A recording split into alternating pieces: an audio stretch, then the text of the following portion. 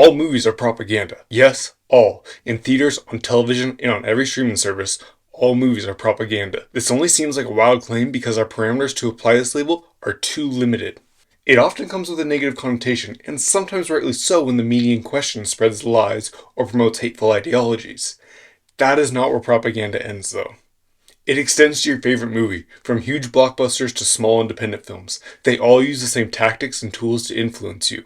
Whether it is conscious or not, movies create feelings. Creating feelings is the purpose of propaganda. Filmmaking is still a relatively new art form, having only been around for a little over a century, making it hard to understand its place in the world. Film media obviously intersects with society, culture, and politics, but the how and why becomes convoluted without first realizing that all movies are propaganda. Now, this is not a controversial claim regarding certain films. In fact, the 1915 blockbuster hit The Birth of a Nation is widely considered propaganda in favor of a failing Confederate culture. It had white people wearing blackface to portray black people as unintelligent savages.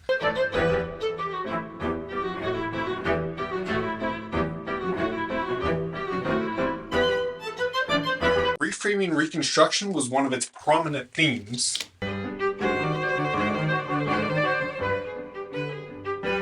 And the film had a goal of uniting white audiences to fight and defend a so-called Aryan purity. And if that wasn't all bad enough, the film portrayed the Ku Klux Klan as heroes, leading to a real-life resurgence of the most hateful organization in American history.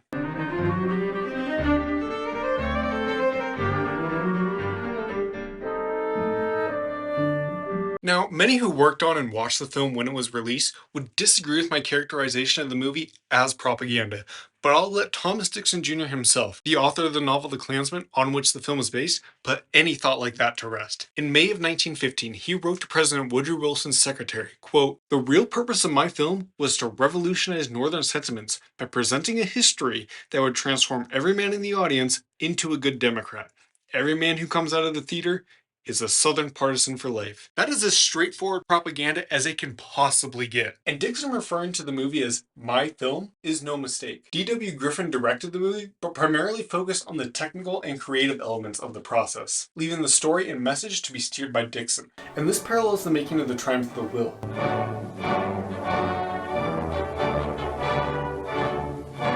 Credited director Leni Riefenstahl was tasked with bringing the purpose and message of the Nazi Party to the screen, and she made the film in close collaboration and under the direction of Adolf Hitler himself. Riefenstahl was detached enough from the film's meaning that in the years following the war, she pleaded naivety about Hitler's greatest sins. Yeah, right. The film may not have been propagating the use of concentration camps, it did, however, envision the supremacy of Hitler and his goals.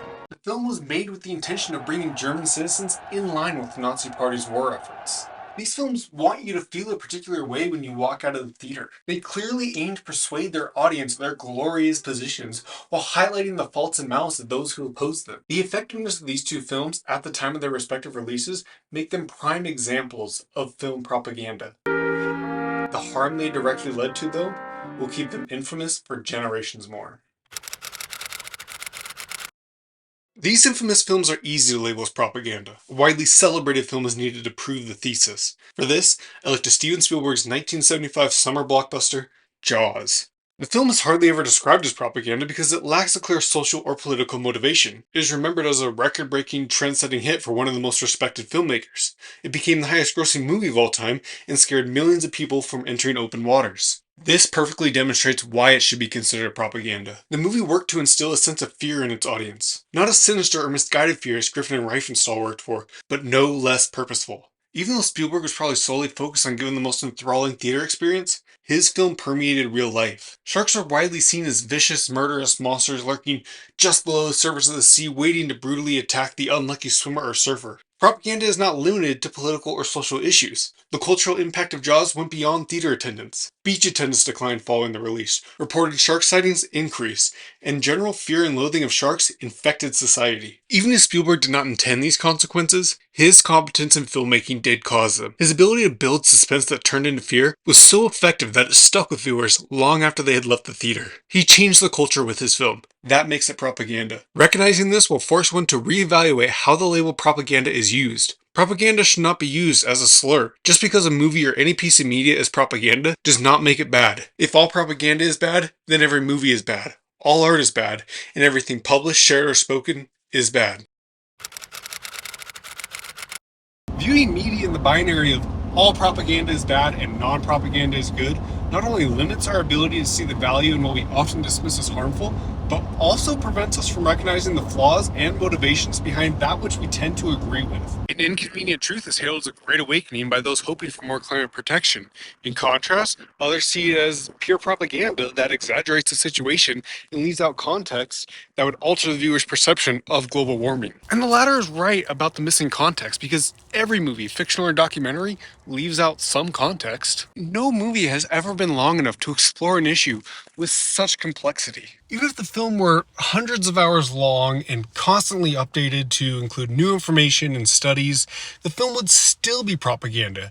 Because what is excluded or left in the film, that is not the only thing that makes it biased. How information is presented in a movie affects the audience much more than what is included. And this does not change when the movie's message is widely accepted, such as in the 2004 documentary, Super Size Me. It presents McDonald's as an unhealthy choice of meals, which is not a novel or controversial idea. And Morgan Spurlock, the director and subject of the film, places restrictions and guidelines on his experiment and makes diet choices that few rational people would in their everyday lives.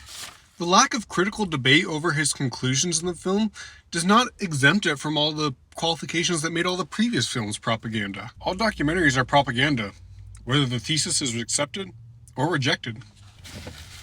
Now, this stays consistent through fictional films exploring social and political topics as well. The 1993 film Philadelphia, starring Denzel Washington and Tom Hanks, clearly works to build sympathy for Hanks' character. And while most people in the modern industrialized world would agree with the wrongful termination case that Washington's character argues for Hanks' former lawyer dying from AIDS, the film is still biased because it takes a side in the fictional courtroom. The public's reaction to a movie does not change the intentions and motivations of the filmmakers. The film contributed to a growing acceptance of homosexuality and sympathy for those suffering from HIV and AIDS. But an audience's agreement does not negate the intended agenda. Moral virtue and validation does not erase bias. Now, firing someone for sexuality or illness is an easy moral dilemma today, so it can be hard to see Philadelphia as propaganda. A more controversial debate is explored in the Polish film A Short Film About Killing. The film's release in 1988 became encircled in a huge societal debate in Poland about the use of the death penalty. Those opposed to the seemingly cruel punishment for prisoners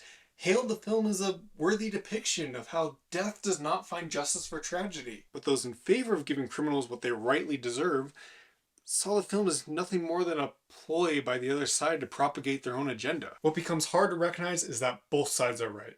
A viewer is never wrong about how they perceive a film. The filmmakers had a perspective that they felt like sharing. How any one viewer reacts to the film is out of their control. The film is propaganda. Only some agree with the message and others do not. Different people have different lives that produce different perspectives. There's no right or wrong reaction to any film ever released. All film is art, and all art is subjective.